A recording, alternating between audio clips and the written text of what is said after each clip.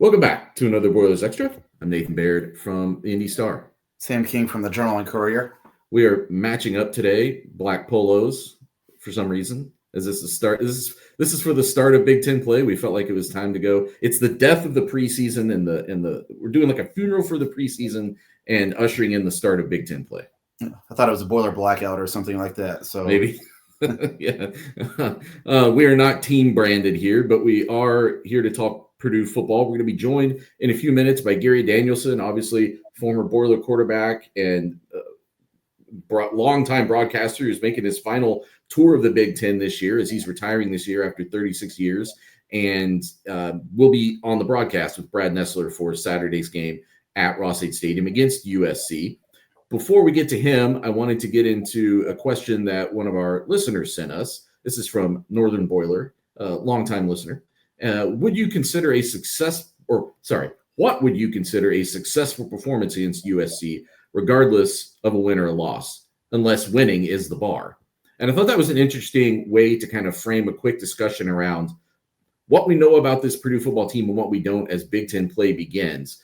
But let's just start there. Like, do you go into Saturday thinking that this team is not at a place yet where you have to say win or lose is the only way to judge this team? Or is, hey, it's the Big Ten. That's the standard. Do you beat or lose? Do you win or lose against your competition? Yeah. It is an interesting way to phrase that because Barry Odom said this 2 weeks ago after the Ball State game. You're gauged by your wins and losses. That's the stat. But I know that he's alluded to several times, this team is not last year's team. And I even wrote, we got to stop comparing this team to last year's team because they're just night and day difference. But when you look at where Purdue was and where it wants to go, which is back into competitive within the Big Ten Conference, I do think that at some point you have to take a step. And while winning would certainly get you there, that would be huge for this program moving forward. I think to show some fights and prove that you can compete against a team that clearly has a high octane offense in USC, if you can keep pace or, slow that team down a little bit, that is a step in the right direction for Purdue right now. I don't think necessarily this season we can gauge complete success on wins and losses. I think you have to take into account that, hey, this is the worst power conference football program in the country last year, and it wasn't really that close. So to get to that next level, first you've got to, kind of have the in-between the bumper, and I think that's where Purdue is, trying to just find a way to maintain competitiveness in some of these games where, you're going to be the underdog by 3 or 4 touchdowns. So here's the more nuanced answer that I came up with to this question, which is I think the only measure of success on Saturday is if one Big Ten team beats another Big Ten team. This is your weight class, more or less. I know USC historically has been a powerhouse program at times. It may be climbing back there. There's some metrics out there that really like what USC has done through 2 games. There's power rankings out there that have them as like a top 10 team in the country. However, I think that's the only measure of success. I think a loss on Saturday, though, is not necessarily a failure. I don't think it's a binary way. I don't think you look at this team in a binary way quite yet. And I think you alluded to why.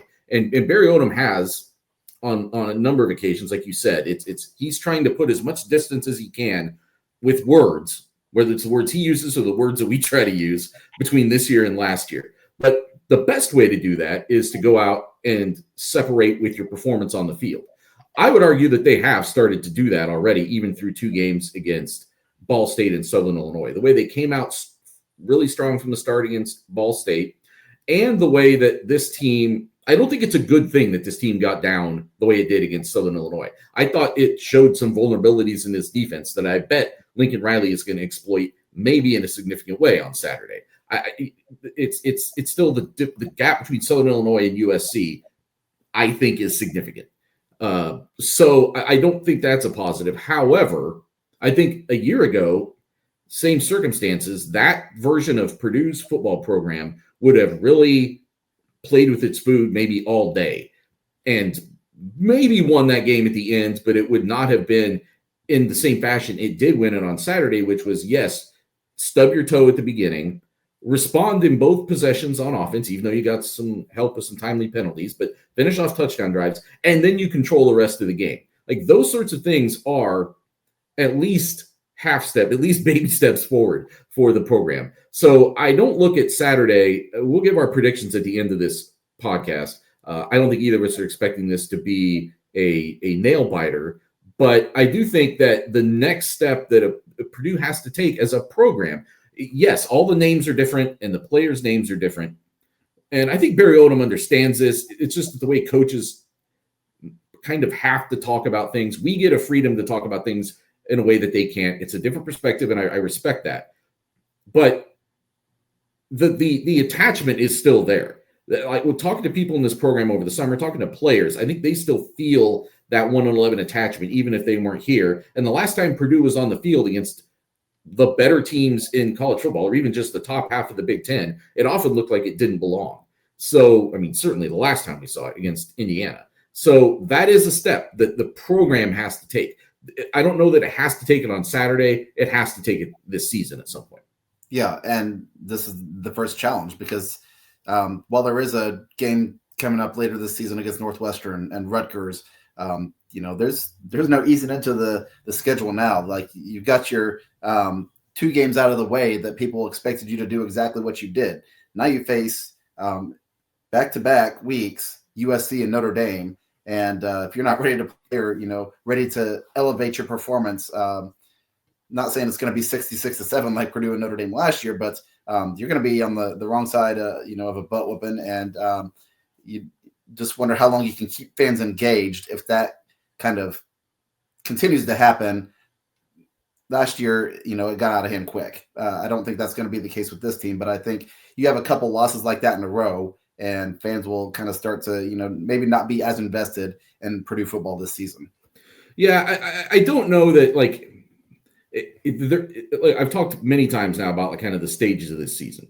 First stage is over. You went your 2-0. That was as good as you could be after 2 games, obviously. And then this next thing is a stage, and like USC is not ranked, but like I said, there's a lot of metrics out there. I think SP Plus, ESPN's SP Plus, the Bill Connolly metric had them as like 16th in the country. My friend Tyler Shoemaker does what he calls a T-shoe index. He uses mostly for like figuring out gambling things, but that one had USC as number 10 after 2 games, and that's just based on like drive performance, not a resume ranking. Like this is a high-powered team, and I think that fans are probably realistic about that. Like they'll be able to see when this game unfolds, was this just a talent disparity game? But I think it's a gap that has to close just in terms of last year there was a hopelessness about some of those games. And I think that just taking some of the hopelessness out of it, like, hey, like you took your shot, that team was just really talented and it beat you. Maybe you played with them for the first half. I don't think that's not something that you can rest on as a program, but in an assessment as you're going along, I get where I think that has some value right now as we're trying to scrutinize this in real time. As we're scrutinizing this in real time, Sam, what's the thing after 2 weeks when you look at this team where you say, I don't know if I believe this yet. I need to see Purdue against Big Ten competition before I will say this. Well, it's interesting because I probably had a different take 2 weeks ago when I thought, this secondary has a bunch of experienced players who've played a lot of college football, and that was going to be something Purdue could hang its hat on was these guys were kind of probably Big Ten ready. And now, especially seeing some of the big chunks of yardage through the air that Southern Illinois got on its first 2 drives, I got to see the secondary against 2 of the elite receivers in the Big Ten probably to see, is the secondary ready? The safeties has been pretty good. The corners have been, probably hit and miss at times. But now you've got to step it up because there is no shortage of NFL caliber receivers in this conference. So you're going to see them every single week.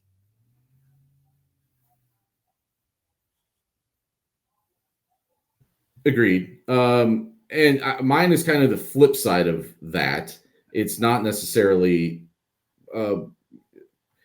the defense shutting out Ball State didn't surprise me like that.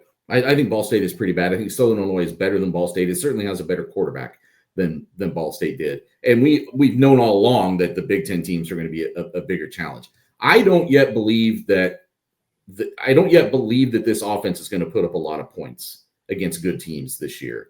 And they haven't really put up a lot of points relatively against the competition yet.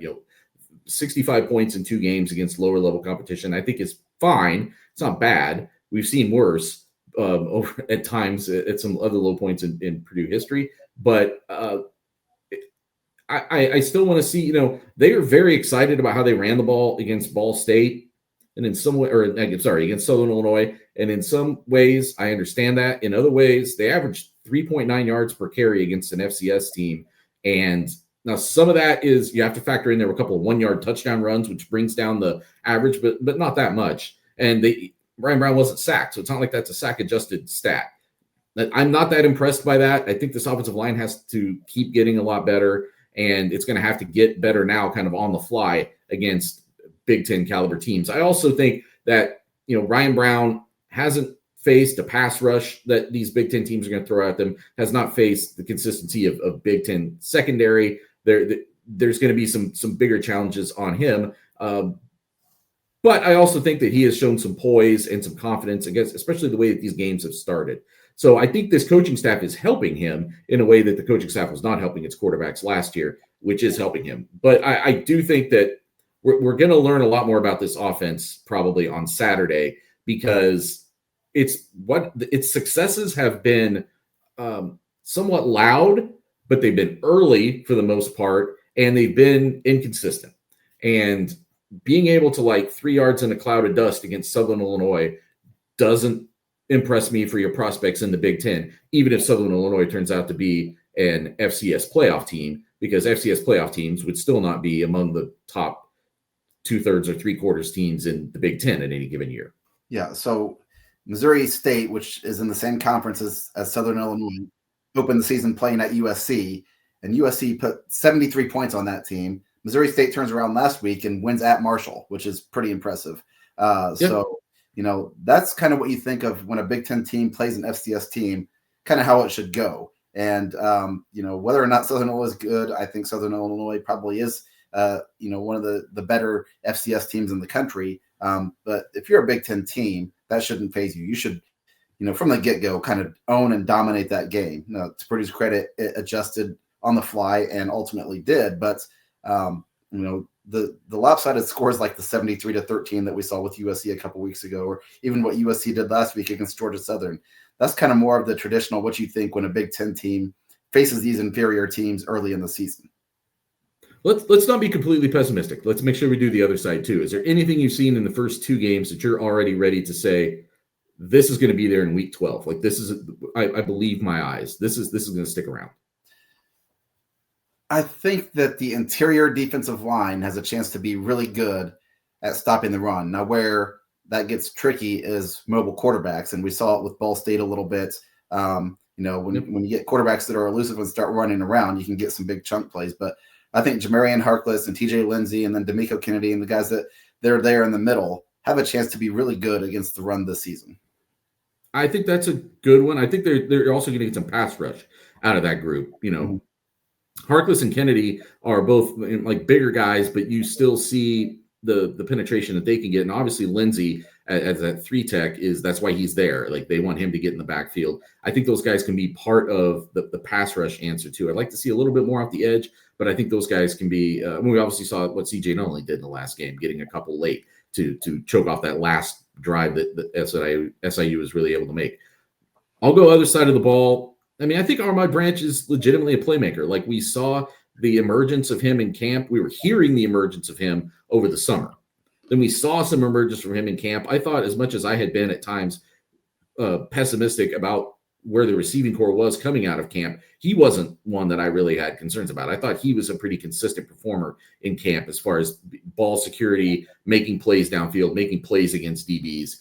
And you've seen that in the first 2 games. Now, it hasn't been huge gains. It's not like if he's not winning you a fantasy week or whatever, but he's been able to get in the end zone. He's been a big part of what they've attacked from the very beginning. He's been a big part of the offense for a reason on those opening drives. And teams, I think, have adjusted to account for him more. They're going to need other guys to step up consistently in the pass game. But I think he's a guy. I mean, I don't know if he's one of the best receivers in the Big Ten, but I think he is separating himself as a playmaker that Purdue can rely on game to game. Yeah, he's definitely an elite athlete. I mean, I wrote about him last week. I talked to his high school coach who played for Missouri right before Barry Odom got there as a student athlete and then played in the NFL. And he said, he's kind of getting to that point now where Armand Branch has matured. He's in his third year of college, and now you're kind of seeing a third-year guy versus the last couple of years you had this freak athlete who maybe just was behind in some things because you're adjusting to a level where everybody is on scholarship. Everybody's a really talented player, a really kind of a freak athlete, and now Armand Branch has developed into the point where a guy who used to think he was a basketball player first, a track and field athlete second, and then as a junior in high school decided he was also going to play football. He's now fully bought in as like, okay, I'm a football player and I can, if things go right, maybe make something of myself in this sport.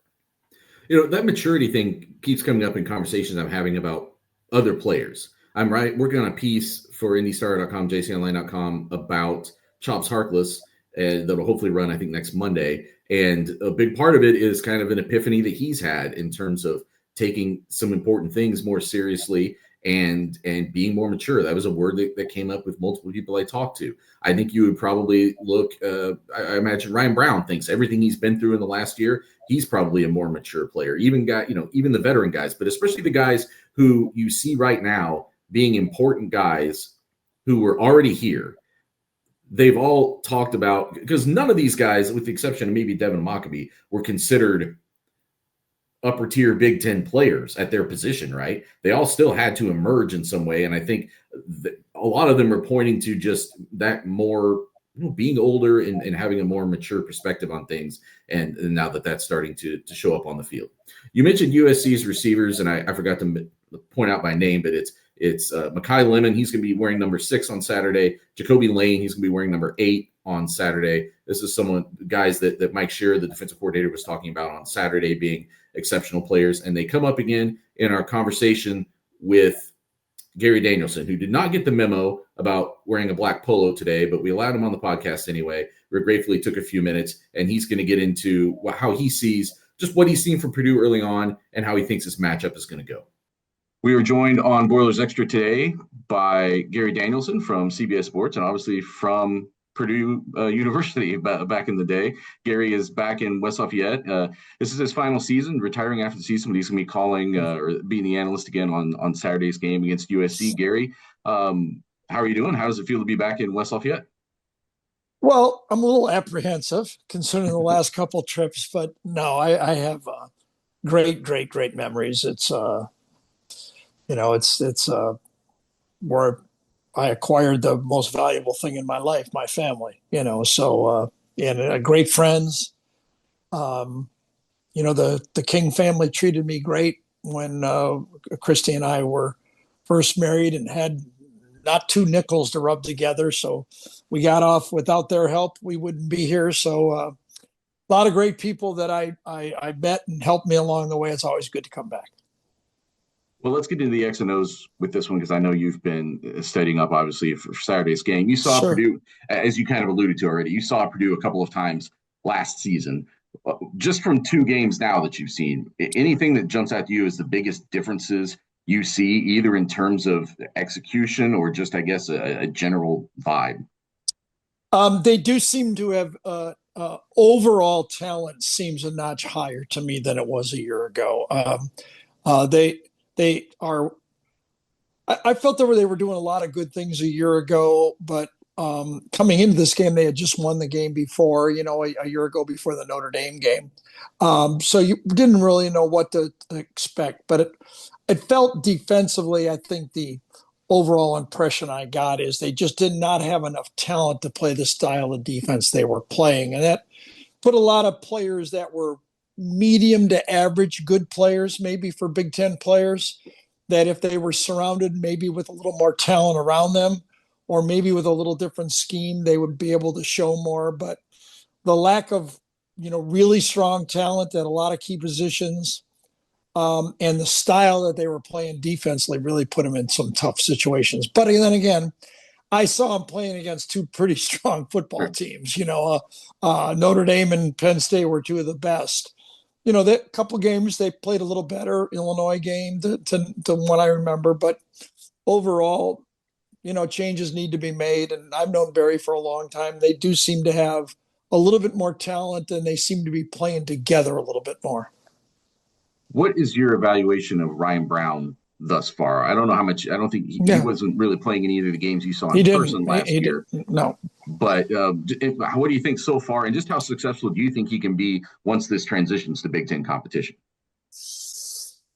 Well, he's going to need help. I think, for Ryan to do the things he needs to do, he needs a good running attack. I think that if this Purdue team tries to be the 2000 Drew Brees team, that's not going to work. They've got some decent athletes at a wide receiver, and Ryan is a good thrower of the ball, but he plays his best football when it's meshed with a strong running attack. Now, that's probably for most of us, okay? There's very few Drew Breeses or Mark Hermans that run through that you can, throw 70% of the time. And this team, I think, needs to be very balanced for Ryan to do his job. But then when that happens, he is a very strong threat and gives defenses a lot of problems because he is a willing runner and pretty athletic when he does it. And obviously, he has the tools that when things are fit together, he can attack pretty well. I mean, he's an interesting prospect, and I bet he will improve the next 2 years really strongly. Hey, Gary, you mentioned the offense, but I want to go to the defense because I think because the defense was so porous at times last year, it didn't really allow the offense to do what it was maybe designed to do. Correct. And you're playing from behind a lot. But how have you seen kind of the jump on that side of the ball where this defense has been the thing that's anchored this team early on the season? So, one of the things that you always have to watch out for is just, I'm not saying anything everybody doesn't know. I don't have any new ideas personally, but you can get mesmerized by how things go against inferior talent. From the best teams like Alabama, who looks great against when they have all the talent, but when they play a team that's equal, it doesn't show up as well. I do like the system. I do think Barry has had a system that works for him. I do believe he gives more of his defensive players a chance to work as a unit, where I felt last year's team were requiring more of the players to win one-on-one battles. It feels more like this defense is working as an 11-on-1, that they're rallying to the ball better. They seem to adjust against formations better than last year's team.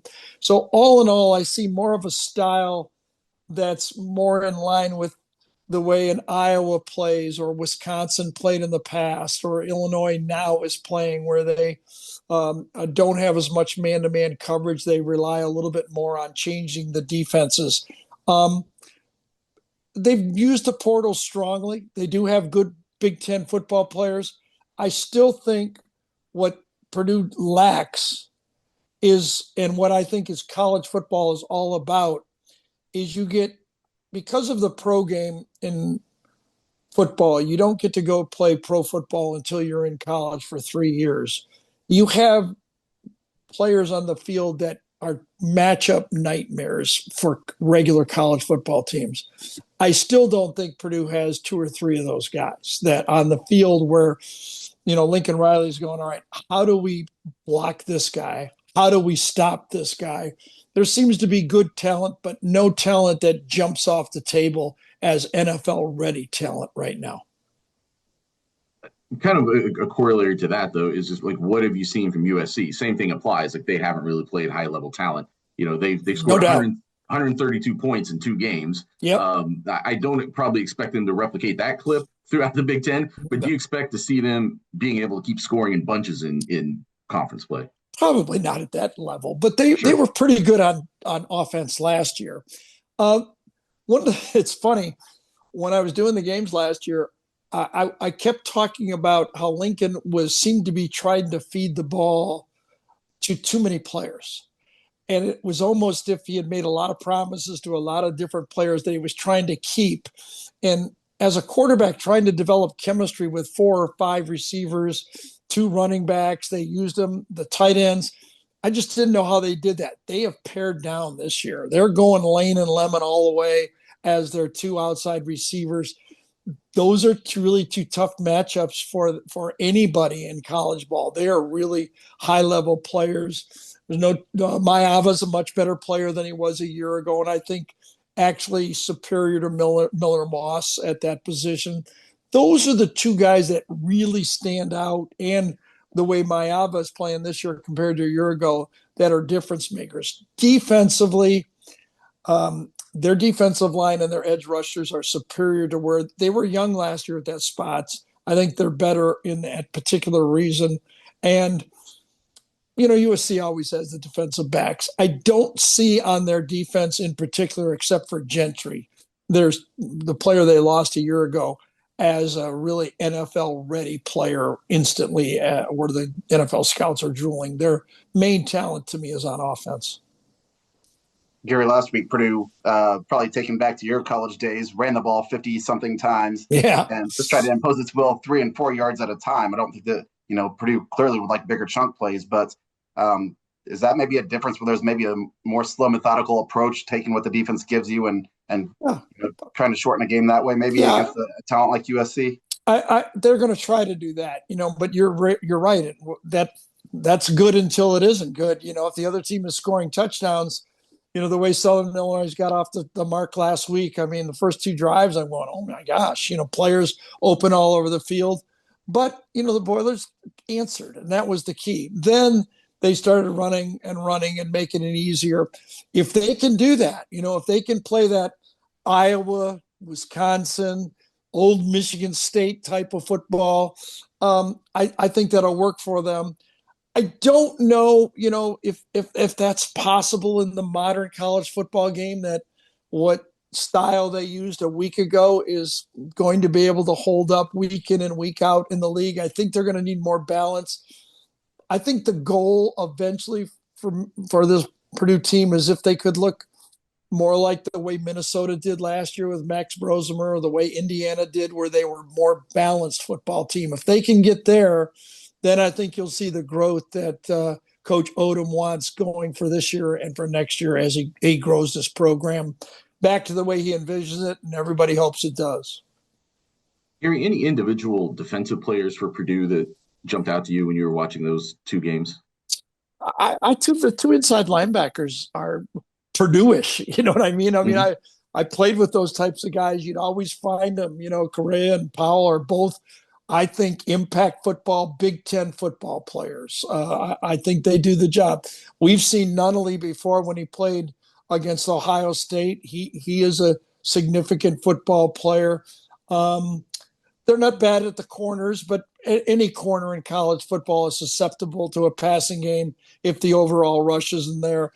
The problem they had a year ago, and I early in this football game, with the shifts and the motions and the way people play modern college football, you got to be ready to adjust, or you're going to get guys popping wide open. And that's from the best teams on.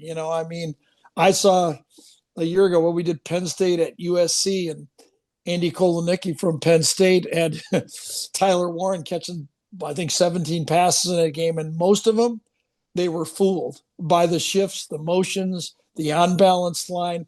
And that's usually what, Barry kind of stacks his defensive history, the way he's coached defense, that his team is ready to, at least at the snap, be ready to play football. I think that's the key to the game in modern college football, with the variations of formations, spreads of wide. I know it's been a long, long time ago, but this was something that was really never done for years and years and years in college football. And now it's really morphed.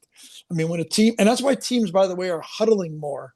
The use of formations, overloads, extra offensive linemen, extra tight ends, splits that can be our wide receivers at 2 to 3 yards all the way to the sideline. It really stresses your defense, and most defenses at the snap are not ready to compete. And I think that's the key to the football game for Purdue. If they can be ready at the snap and not just be turning players loose, they can make this a football game. obviously Saturday's game, I think every game this season is going to be judged through the lens of where's this team going? Where's the program going? How close are they to being back to a better level? And you've been around. I mean, you played here. Yeah, right. You've been here. I was talking to you in Las Vegas. You mentioned like multiple games involving Purdue that were among like your favorite games. Historical. Really, yeah, not because they were Purdue games, but just because great things happened in those Absolutely. games. Just can you kind of articulate what it would mean to this fan base, to the city of West Lafayette, to get this program back to a place where it doesn't necessarily have to be winning the Big Ten every year, obviously, right? But just to get away from kind of what the last couple of years were and back to a place that's competitive again. And maybe why is it important for the Big Ten for that to happen? I don't have any doubt that Purdue, the commitment from the university all the way down, the amount of money they're willing to put into it, the facilities, the fan base, the students that get engaged in the program. I don't have any doubt that this is a program that can compete in the Big Ten. And I think the best thing that's ever happened to these, let's call them other Big Ten teams, from the Wisconsins, the Minnesotas, to, Indiana's, to Purdue's, to Michigan State, is the playoffs. That you don't have to finish first or second in this league now to have a winning season. And I think there's no doubt that this program, I think Barry has sensed it and understands it. And I think once he's got here and actually witnessed it in person, he's more convinced than ever that this is a program that he can turn around and compete in the Big Ten. And you're right. The attractiveness of Purdue and their fan base is they're realistic. Okay, that they know that they can win, and when they build the right type of team, they can compete with the best of the teams. But they know that that's not possible to do every year. There are a lot of programs that if you go 3 games without playing national championship caliber football, the fan base is unhappy. I think the fan base of Purdue is realistic. I think the Iowa fan base is that way. I think Wisconsin's that way, and that's the key to the new kind of the way the college football has grown, and I think in the right direction, in my opinion, that there's realistic opportunities for more than just the top 8 teams to be involved in college football the whole year. Well, thanks a lot, Gary. Really appreciate your time. Hope you enjoy your time in West Lafayette this weekend, and hopefully we get to see you again down the line. Maybe you'll be back as just a fan and alum someday. Always a fan. Love the basketball. Always love coming back here. All my buddies that I played with all have contacted me, and hoping it turns out a little better for the Boilers. It's not about me, but for the Boilers. But we want to showcase Purdue, that what a great place it is. People who visit here know what a special place it is to come to West Lafayette, and it's always good to come back. Awesome. Thank you, Gary. We appreciate it. All right. Thank you. We really appreciate Gary joining us today. He flew in early, I think, to make sure that he could help us with our schedule to get this podcast up in by Thursday afternoon. So we really appreciate that. And a guy who I've talked to a bunch over the years. I didn't go into much about his history and his retirement and stuff in this pod. We wanted to just focus on the game. But if people can go to indystar.com and jconline.com, I did sort of a piece with him from when we talked in Las Vegas at Big Ten Media Days, where he reminisced a little bit more and talked about some of his favorite games. Sam, as we look at Saturday, is there one factor that you think determines the outcome of this more than any other? I think that Gary kind of touched on it. As when you look at these teams, USC has a couple guys that when you watch film, you're like, holy smokes, how do we stop that guy? What do we have to adjust that we do to make sure that guy doesn't beat us? And Purdue right now is probably lacking that kind of a playmaker on its offense, where teams have to adjust to shut down an individual player or a position group. And that may be the difference. It's crazy because a few weeks ago I said that this could be a 3-0 start for Purdue. It was a bold take. You're supposed to kind of be outlandish a little bit. But I was looking at USC and I was kind of like, this team has kind of underperformed here in recent years compared to where people thought it was. And then I saw USC play the last 2 weeks and I'm like, Purdue might be in trouble here. Yeah, honestly, like when I looked at this schedule before the season, and if you were trying to squint and see how does Purdue make a bowl game this season? You thought, okay, they start 2-0, and then a USC team that had some trouble going on the road last year, frankly. They went and lost to a not very good Maryland team. And Lincoln Riley, that's been a big conversation on that beat this week, actually, has been the adjustments that they've made since last season about how they handle going east and how they handle their whole practice week to kind of get ready and be in the right kind of rhythm, I think, for these sorts of games. They've changed what kind of plane they fly on to give the big guys more space to spread out. Like they've put some thought into how they can come to Roll State Stadium and put up some points on Saturday. And I think I feel kind of both ways what you're saying. It's the playmakers that I think USC demonstrably has.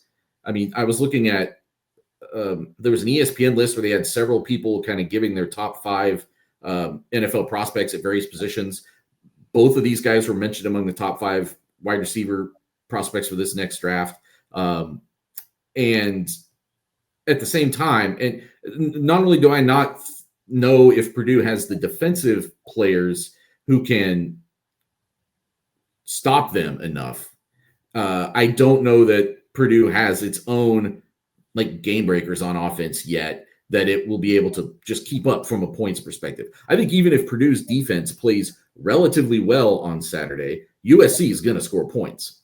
I don't know if that's true of Purdue. I don't know if right now they're at a place where they're going to score points regardless. So as you broke this down, Sam, what was your prediction for Saturday? So I kind of went, I fluctuated back and forth, and I think the line is somewhere around 3 touchdowns. But I picked USC 42, Purdue 24, and I'm probably being generous with the 24, but I'd see maybe it's a situation where late Purdue's able to put some points on the board where the game's out of hand, and gets to where it looks respectable maybe a little bit. But you're right. I don't think that Purdue's going to be able to limit what these guys can do because I just think there's too many weapons for USC. Yeah, that line opened around, depending where you're looking, like right around 20 and a half points. It is, I think, more or less hovered in that range this week. You and I are in the same ballpark. I just went the other side of it, whereas you're kind of thinking backdoor cover. I'm thinking a more comfortable win for USC. I went 41-17. So essentially just thinking Purdue will just score 1 less touchdown. It just comes down to, I don't think the offense has like consistently performed well against lower level competition through 2 weeks, and to expect them to just make that jump in 1 week against USC, I think is asking a lot. I think what you hope for if you're a Purdue fan, I mean, obviously you hope for a win. If a win can't happen, what do you start to see this week that tells you that can happen more consistently next week at Notre Dame, 2 weeks or 3 weeks, I guess it would be from now against Illinois? Like when do you start to see it click in against the better teams? Like this is Barry Odom keeps talking about the process, and what happens Saturday should still just be part of a process that gets you to where you're playing better by that Illinois game, because I think that Illinois game is a big one. All of these have kind of a historical tie, and after what happened last year against Notre Dame, they obviously want to go up to South Bend and put a better show on than they were able to do at home last year. But Illinois is a rivalry that Purdue has owned this rivalry. Purdue has been in control of this rivalry for the better part of the last 20 years. And the Illinois had some pretty bad teams in there, but kind of so did Purdue sometimes, and they still were able to win in this series. So now that Illinois is making its peak and like looking like it might be able to get away, can Purdue do something to take them out or at least hang close in that game? Because then that leads right into that other stretch of the year, the Minnesota, Northwestern, Rutgers, where now you really are in your true weight class, and can you make some hay there at that point of the season? But I look at Saturday as what can they take forward from those lower level? What can they replicate that was good from the past 2 weeks? And then at the same time, they're going to have to play an even cleaner game, an even more mistake-free game. You really can't afford to you got to stay away from turnovers, obviously, in a week like this. You're probably going to have to create some takeaways, something they haven't done yet. Yeah, and Purdue's been pretty disciplined, but the 2 unsportsmanlike penalties late against Southern Illinois allowed the Salukis to kick it was a 53-yard field goal because C.J. Nunley shut that drive down kind of single-handedly. But you can't do that and compete in this league. But yeah, you're right. Purdue has to find a way at some point to be in consideration in the middle of that Big Ten pack. The teams that Gary Danielson alluded to, the Wisconsins and the Minnesotas and the teams that are, probably not the Oregon, Penn State, Ohio State, and Michigan that, annually you expect to be in the conversation for a playoff berth. We've now seen Indiana go to the playoffs last season. Illinois is one of the teams that people are talking about could do it this season. Those teams are not out of Purdue's league in terms of, revenue and things like that. You would think that Purdue could position itself there, not this season maybe, but over time where, you're in that kind of a conversation and you get the right schedule or you knock off somebody you're not supposed to, and you do something that's, probably a lot of people didn't think was possible, especially not last year, but maybe right now. I think USC might be pretty good. I think we'll find out on Saturday. I think USC is one of those programs that their fan base is probably right now saying, why aren't you mentioning us with all those like playoff teams? Because it wasn't that long ago that USC was the best program in college football, or one of the 2 or 3. And I think they think that with Lincoln Riley, they're supposed to be there again. And I'm not saying they're going to get there this year, but I will say just because there's other Big Ten teams that are ranked right now and they're not, don't be surprised if it looks like a playoff team is in Ross-Ade Stadium on Saturday. I think they, at least offensively, I think they might have that kind of upside. But we will find out, and we will be back with you on Boilers Extra when that game concludes. Until then, I'm Nathan Baird. He's Sam King. Thanks for joining us.